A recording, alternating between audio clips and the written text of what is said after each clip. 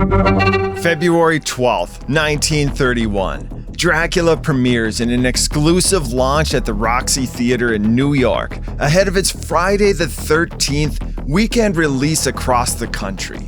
Try to imagine yourself back at that time. Most rural homes didn't have electricity. You might have walked into town that Saturday night, watched a talking movie for the first time ever, and walked home by the light of a kerosene lantern. It begs the question, what did audiences think of Dracula at the time of its release? Were the special effects too scary to behold? Was the horror too graphic and lifelike? And what was the lasting impact? Travel back in time as we examine newspaper reviews from the movie's opening run. Examine the choices filmmakers made to put together the script and imagery they thought audiences could handle. And compare Dracula between what it's thought of now versus its perception on that cold winter weekend generations ago.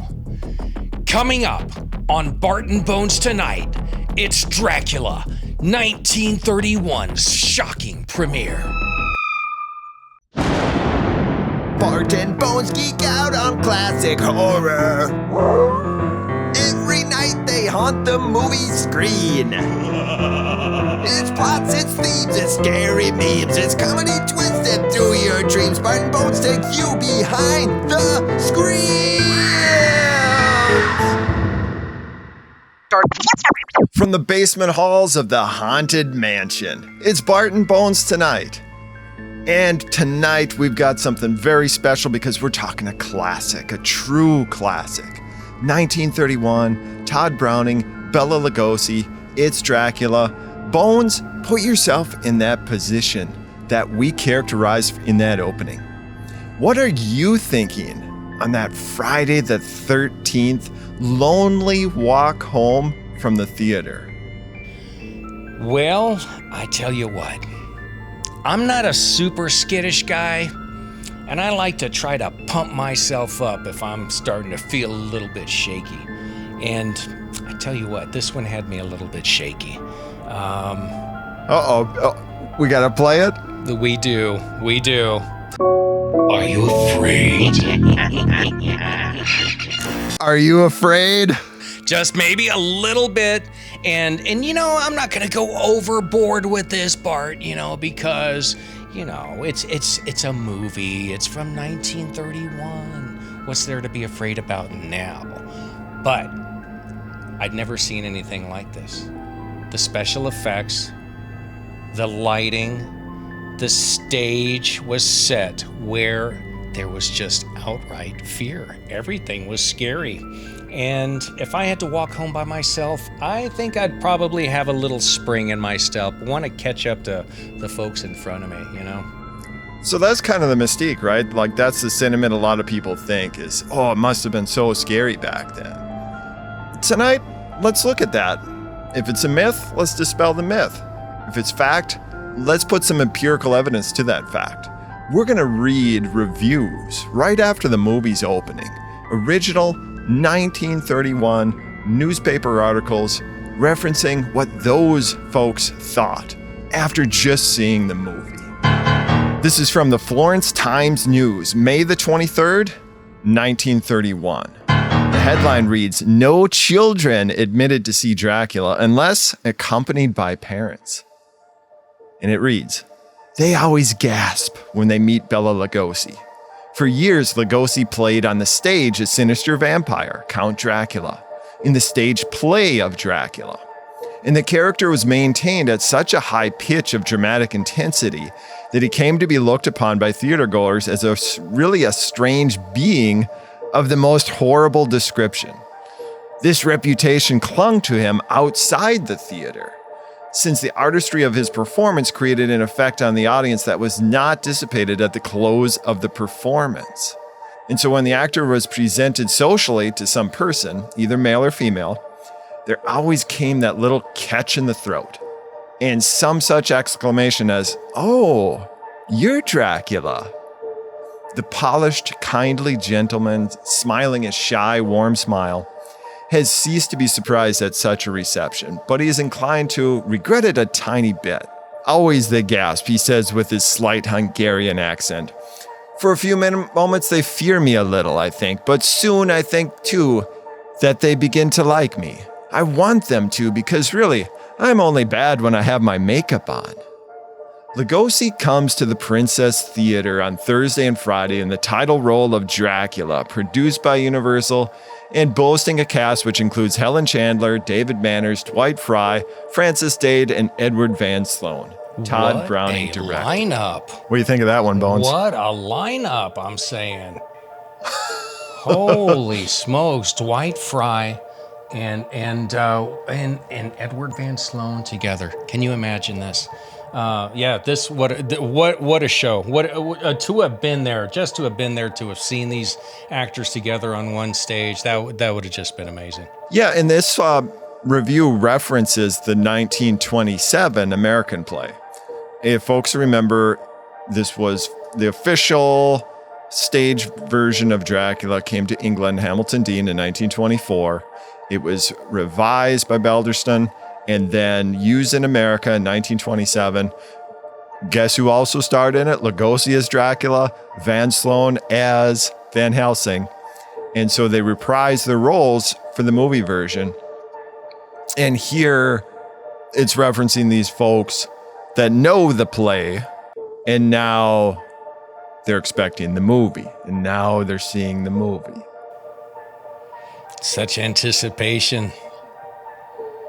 And it's fun reading these old reviews, and anybody can do this.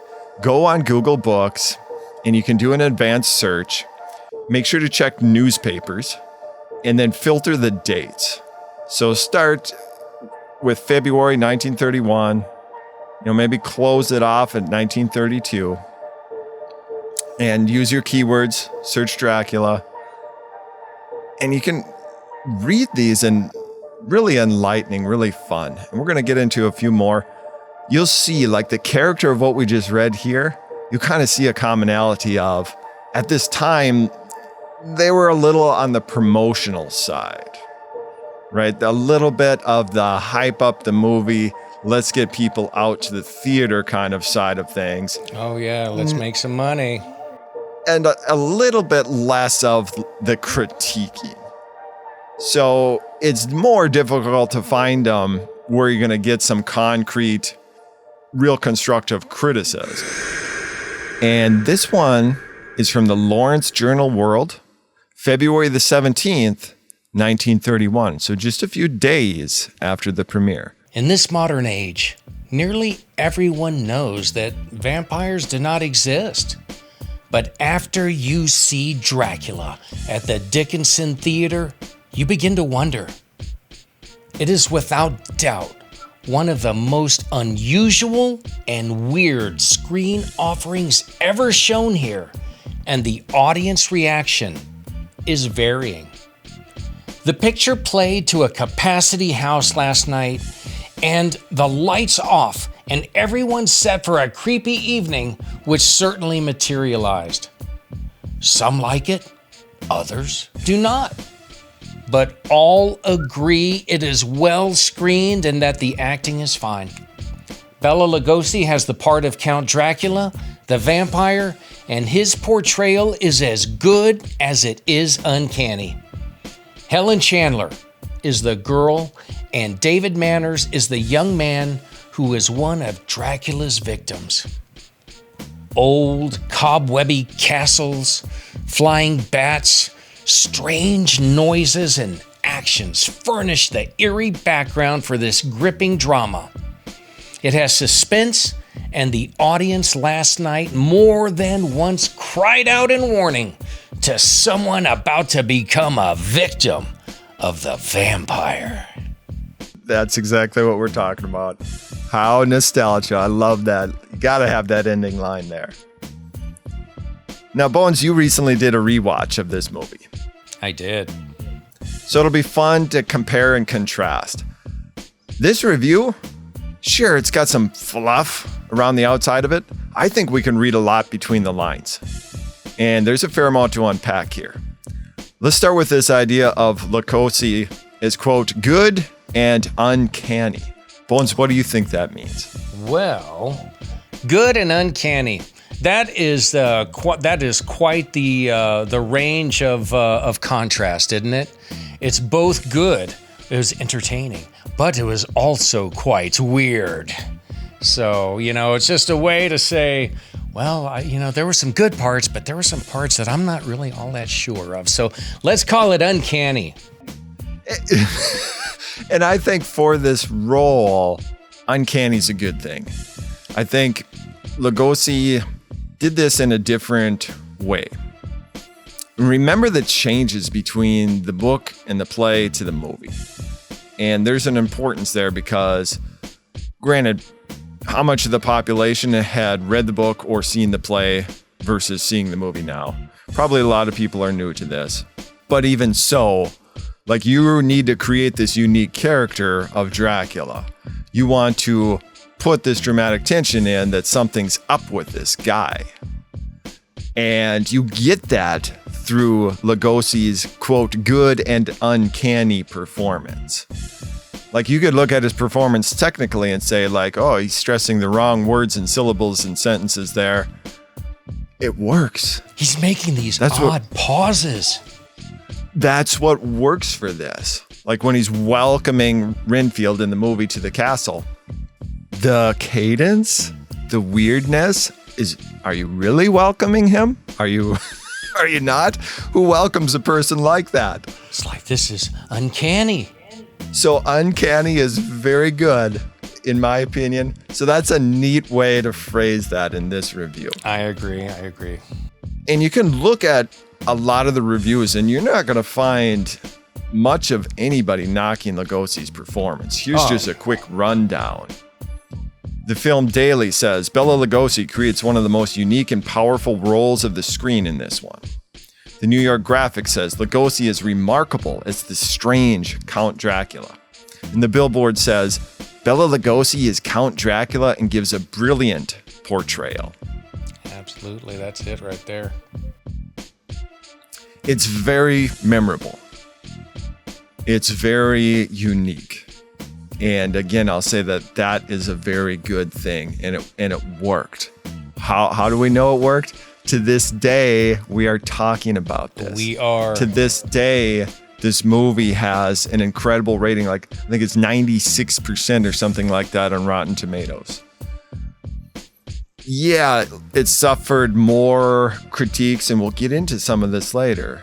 Now versus Bride of Frankenstein and some of these that are really legendary and cult following and stuff. Dracula's maybe aged a little differently than those. And we'll talk about exactly why we think that could be. But it's still a classic, and the image everybody has today is the Lugosi Dracula. Count Chocula, Sesame Street, the whole 9 yards. Oh, yeah. Influenced This is so where much. it comes from. Okay, also from that review, we got to quote this one, because this is about as astute as it gets here. Helen Chandler is the girl. Very observant. The girl? But what else can you say? And that's where we're going to read between the lines here. What else can you say? Because the character Mina is like a nothing, like a proxy nothingness, damsel in distress. There's nothing going on there. And I don't know that Helen Chandler could have done anything with it. Read a little quote from her from an interview with Ruth Rankin. Helen Chandler says about her character Mina, one of those bewildered little girls who go around pale, hollow-eyed, and anguished. It does kind of sum it up. Ditto with the David Manners. What did this review say about David Manners? David Manners is the young man who is one of Dracula's victims. False. Essentially false. How is he the victim other than Mina's his fiancée? Yeah, Dracula stole his girl. I guess that's how he's a victim. He's a victim in my book. But here's the deal. It's so forgettable. Like, the character is so forgettable that 4 or 5 days after the premiere, depending on where it premiered, where the city was, this reviewer's like, already forgot what David Manners did for the film. Poor guy, man. It's like, can you imagine? The character Harker has nothing to do in this film. So, again, it's one of those things of, what are you going to do with that part? There isn't a line in the movie that he can work with. Quoting the Pittsburgh Press about this idea, February 26, 1931. The love story between Dr. David Manners as John Harker and Miss Helen Chandler as Mina Seward is incidental. Both do as well as could be expected. Incidental? Does that kind of like accidental? Browning accidentally made them incidental roles. All right, talk about just showing up and getting paid. That might just be it. It's very default, very bland. And that's about all you can say. They did as well as could be expected. There was really nothing there to do. Now, the other half of this review, now this brings up this larger point of critiquing the movie today. Look at these old reviews and try to find anything complimentary about the latter half of the movie. Because what happens in this movie is we have a very strong opening. Look at how our review from the Lawrence Journal World praised old cobwebby castles, strange noise, actions, eerie background, all of that stuff. When does all of that stuff happen? The Transylvania scenes, the prologue. Where does everything else happen? The Helen Chandler and the David Manners and all the stuff we forgot about. It happens after they get back from London, and the movie kind of defaults to a play. Like, it takes too much from that 1927 play. And all of a sudden, the cameras go static. The actors are in and out, and they're blocking around a stationary camera. There's no interesting photography. There's no, like, contrast of lighting, their backlighting or anything like that. It's just very bland. This movie not having a soundtrack is awesome in the Transylvania parts, where, just as this reviewer said, the creepy sounds and stuff, like, holy cow, great, beautiful. Like, you put a soundtrack on it, you're gonna take away from that. Like, we want to hear those hollow caskets and those empty caverns and little footsteps of the rats and armadillos. And a sound, like, there's nothing a soundtrack's gonna do to improve that. But then when you go to this play setting and it's dialogue, and you're giving us nothing interesting in terms of visual storytelling. Seem to kind of go flat there a little bit. This is where it doesn't age so well. In my opinion, maybe other people like it. I don't think it's a total lost cause. I think after the point that the interplay between Van Helsing and Dracula is awesome. Like, even in those play settings, that is really cool. Van Helsing sells the mythos, awesome. But like, after the scene where Van Helsing springs the foil on Dracula, shows the mirror where he has no reflection, Lugosi swats it down, gets all angry. That scene's awesome. That moment's awesome. Pretty much everything after that's really forgettable. Bones, read us this review from the Montreal Gazette, March 16th, 1931, and it might shed a little more light on this. The picture follows the play for the most part, but advantage has been taken of the broader medium to introduce a few hair-raising scenes. At the beginning, showing the weird Count Dracula in his lair at Castle Dracula, his Transylvania home. These settings are highly elaborate and give the picture a tone of the macabre, which materially assist the later scenes. Okay, so in that review, we see illustrated just what we talked about. And specifically, I'm going to say something that these reviews don't mention with regards to why is the second half lagging and why is it so different from the beginning. In the beginning, we get all these great visuals that the Montreal Gazette just referenced. We get to see Dracula's lair at the castle. The settings are highly elaborate. They give the picture the tone of the macabre. And then he says it assists the later scenes. It carries the movie. Pretty much. That's what he's saying right there. And here's my example. Why do later we have Mina's character giving a monologue about what she saw in a dream? This is a moving picture. Give me some pictures of what she saw in her dream. Why do we need a big long voiceover, one static shot of her looking off into outer space saying, and then I saw this, and then I saw that? It's probably a little bit of they were doing the best with what they could with at the time, maybe. But the argument is, look at those opening scenes. True. Like, they showed us this nightmare landscape, and now they have a scene where somebody's recalling a nightmare and we see ditto. Well, they're like, maybe they won't notice, we gave it to them at the beginning. You're right, yeah, it'll hold it up. It's just like this. The reviewer says that a material assists the later scenes. Well, there you go. Don't have to do anything then. It's like, had the big finale at the beginning, and now we're just laying back for the rest of the show. And then we have the same thing with Renfield. Renfield describes the bribe that Dracula offers them. Rats! Thousands of rats! I'd like to see those thousands of rats. I would too. I'd like to hear them. I could hear them, the little pitter-patter of their tiny little feet. It might materially assist the later scenes if we had seen them. I agree. I think the sound, just crawling across the floor, but that would just leave an impression.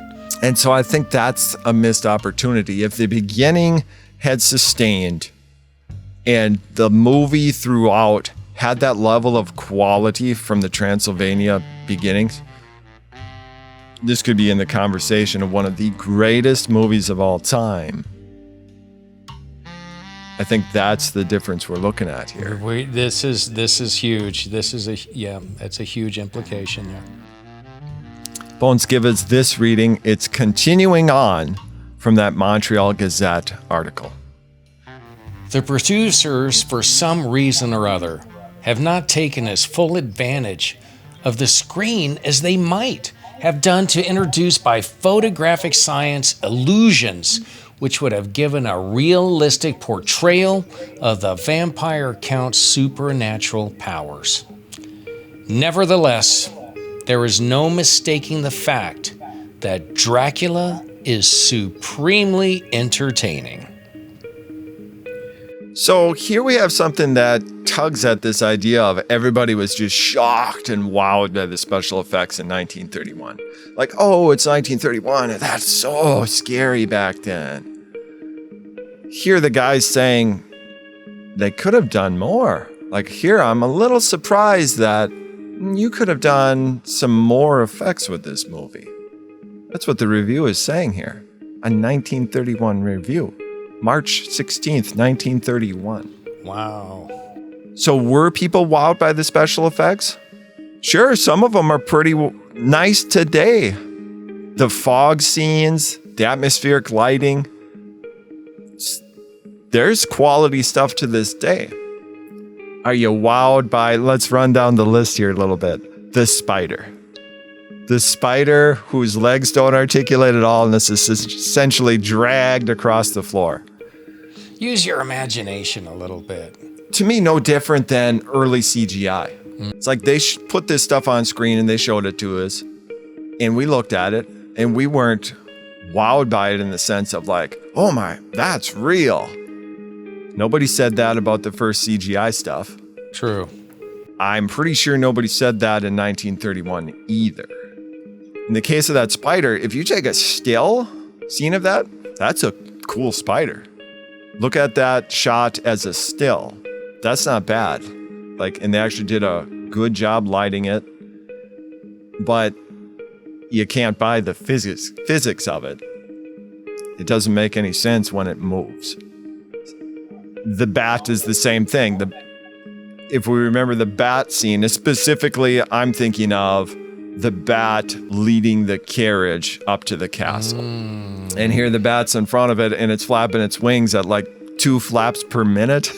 He was he was cruising. You're right.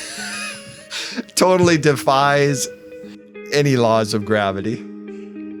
And it's the same type of thing. Can we buy that that's supposed to be a bat? Absolutely. Do you laugh it off the stage? Almost. It's almost worth not putting in there? Well, that's the uncanny part. The uncanny part.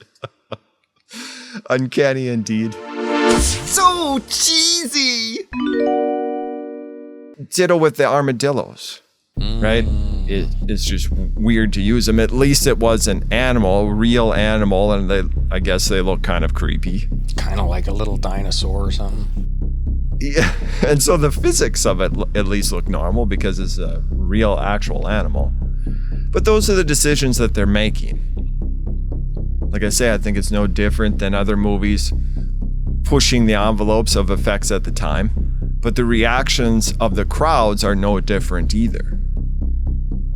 People's eyes and sensations and experiences are a little different between now and 1931, whereby on that walk home from the movie theater, I don't think you're envisioning that big spider with non-articulating limbs jumping out of the forest. No, you're running from the armadillos chasing you.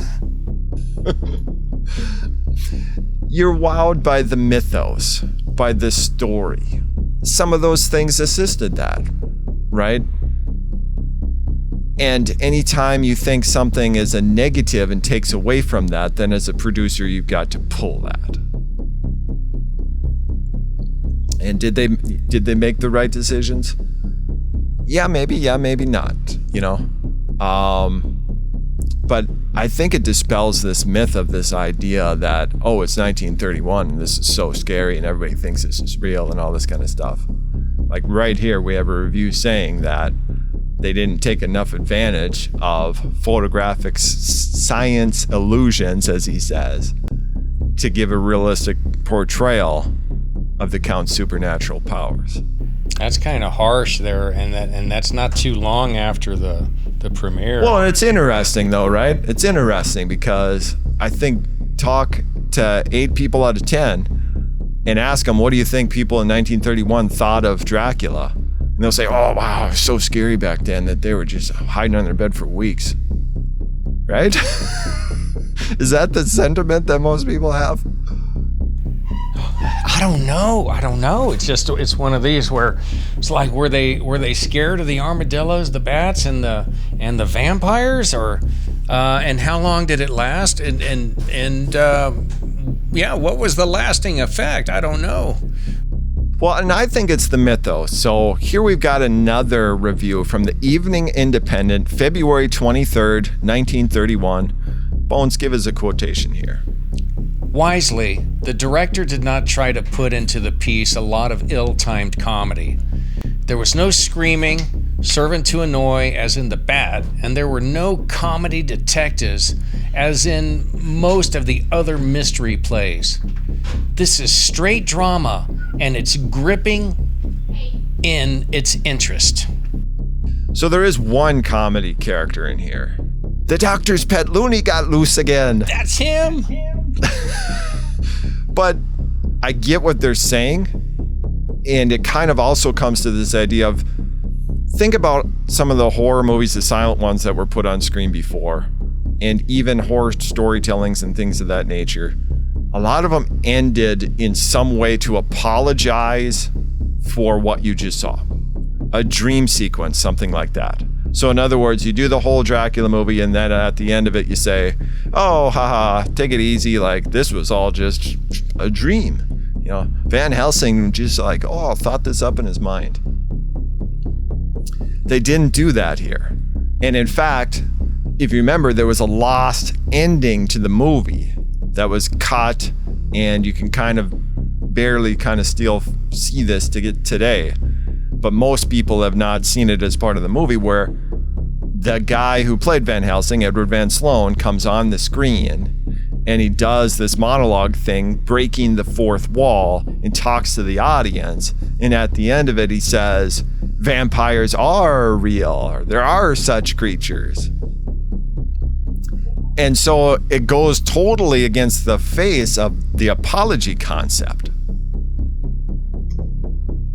And that's where this movie was actually bold in that sense of not a ton of this comic relief, like, oh, take it easy, this isn't horror, don't be scared kind of stuff. It was mostly played pretty straight, pretty serious horror movie. And I think that holds up well.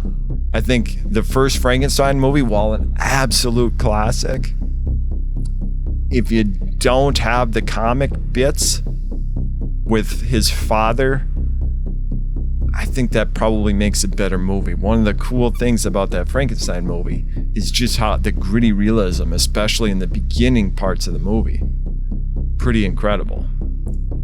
And the Dracula movie, again, with the opening, the Transylvania scenes, and the soundless, like where the soundtrack, again, really works in its favor of just having empty noise.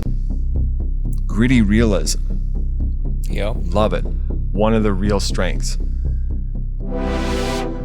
So that's the movie. Then that's the movie now. How did it do? How did it respond?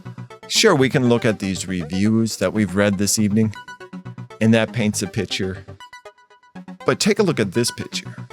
In 1931, Universal would make a profit for the first time in 2 years, buoyed by Dracula, grossing almost $700,000 in its first domestic release, with world receipts over $1 million by 1936.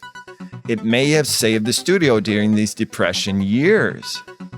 And those facts are according to David Scawl, who wrote Hollywood Gothic. Read a quote from the Meridian Daily Journal, December 5th, 1931, where they say, if you didn't see Dracula, you missed something that everybody was talking about. The Rochester Evening Journal and Post Express, Saturday, March 14th, 1931. Dracula went over big. It has been one of Universal's best paying pictures. That is why Junior Lemley purchased Frankenstein on the same order a mystery tale. John G. Balderston, who wrote the adaptation and dialogue for Dracula, will do the same for Frankenstein. And according to Junior, it is to be one of Universal's most important 1931 pictures. That might speak to the response as good as anything. Oh, indeed. Yeah, it saved the studio during the Depression era. That's a huge impact. That's a lot of money for that time. So, I mean, that's a huge impact. People liked it. And is a 1931 audience really any different from now? So when you're carrying that lantern home, as we illustrated in the opening, what are you thinking? To me, like the thing that would be running through my mind, I don't think it's that much different between 1931 and now. I think I would be thinking about that vampire mythos. It, in different ways, it captures that similar love of mystery that the novel does. The depth of lore. Van Helsing in this movie, the character doing such a great job, and those face-to-face interactions with Dracula, revealing the vampire, proofing out the folklore of Nosferatu. That's so much fun. When Van Helsing is sitting there and he's quoting his Latin gibberish across the science table, that's the fun stuff you're thinking about on that walk home, to me. final thoughts on Dracula's 1931 premiere in a minute. But first, Bones, what are you watching tonight? Rise from the shadows, ready for fright. Hey, what you watching? Classic horror tonight. Woo! Well, I'm glad you asked. Because I've got a story of a movie. In February of 1956, Universal Pictures dropped a particularly strange new sci-fi horror, The Mole People, where archaeologists stumbled into a lost world buried deep beneath the earth, where an ancient race ruled and mole-like slaves lurked in the shadows.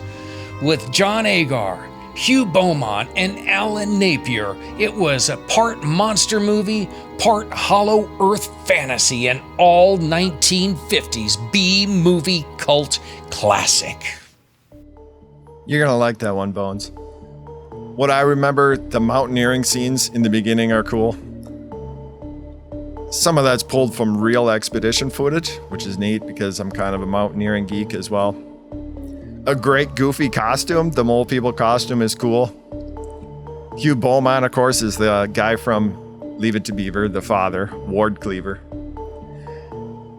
And my takeaway from what I remember about it is not a bad romp, despite that title. Super cheesy title. 1956, that's like in the throes of the B-movie pandemonium, right?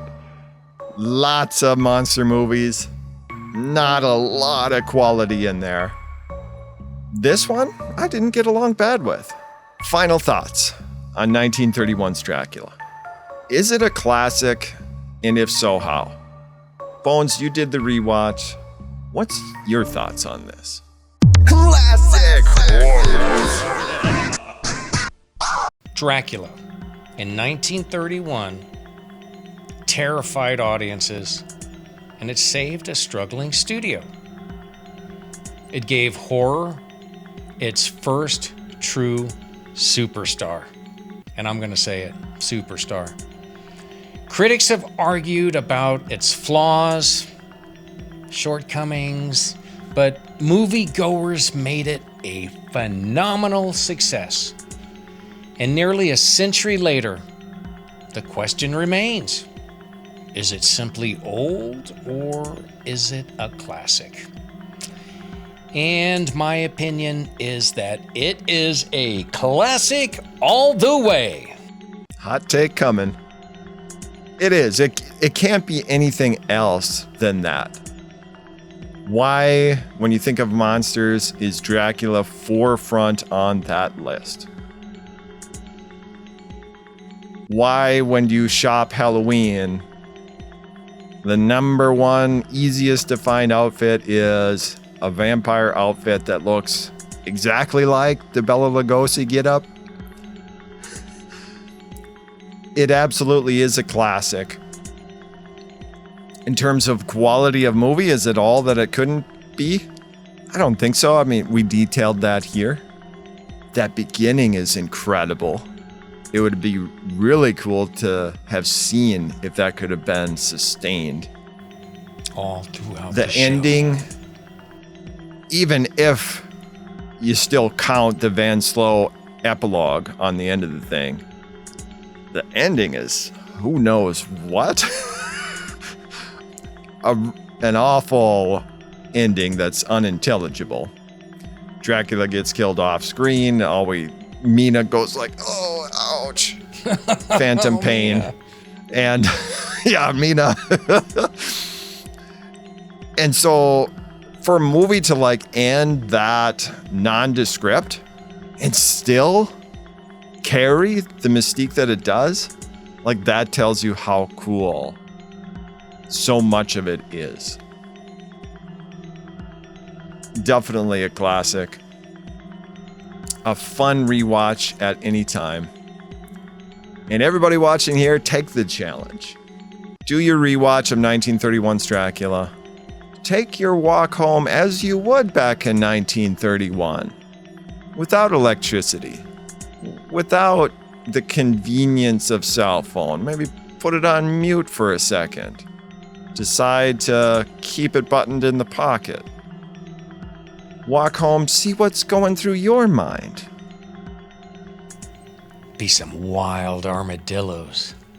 And next time, Bones, what's going to be on our mind for Bart and Bones tonight? Ready for a scare.